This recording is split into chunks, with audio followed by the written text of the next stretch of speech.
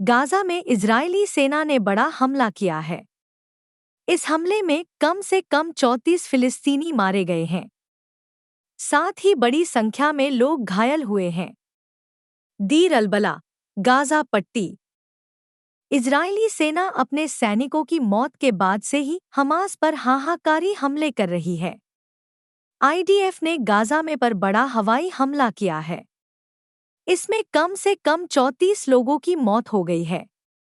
Gaza के स्वास्थ्यकर्मियों के अनुसार यह हमले ऐसे समय पर हुए हैं जब गाजा में गंभीर मानवीय संकट गहराता जा रहा है और संघर्ष विराम की संभावनाएं धीरे धीरे प्रगति कर रही हैं।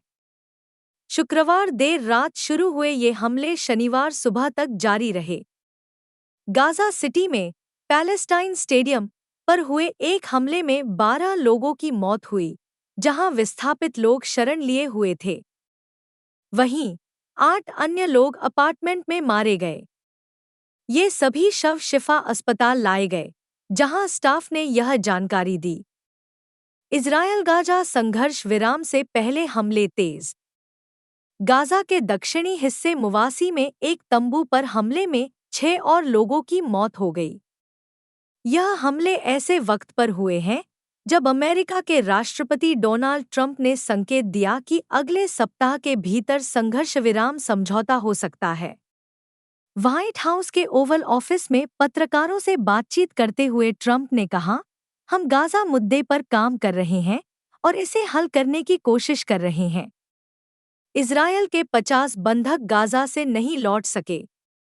गौरतलब है कि पिछले मार्च में संघर्ष विराम टूटने के बाद से गाजा में इजरायल का सैन्य अभियान लगातार जारी है, जिससे मानवीय संकट और गहराता गया है।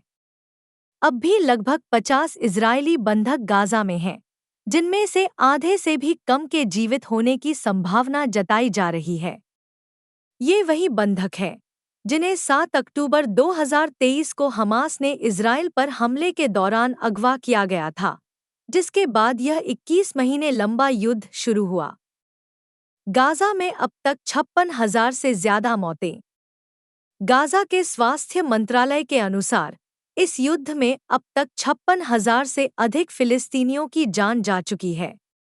मंत्रालय नागरिकों और लड़ाकों में भेद नहीं करता, लेकिन कहता है कि मृतकों में आधे से अधिक महिलाएं और बच्चे हैं। बंधकों के परिजनों को उम्मीद है इजरायल और ईरान के बीच संघर्ष विराम कराने वाले अमेरिकी राष्ट्रपति ट्रंप की मध्यस्थता गाजा में भी समझौते के लिए दबाव बना सकती है। नेतन्याहू का क्या है इरादा? इजरायल के प्रधानमंत्री बेंजामिन नेतन्याहू को ईरान युद्ध में मिली सफलता के चलते घरेलू समर्थन मिला है, जिससे वे गाजा युद्ध को खत्म करने की ओर कदम बढ़ा सकते हैं। हालांकि उनके अतिदक्षिणपंथी गठबंधन सहयोगी इसका विरोध कर रहे हैं।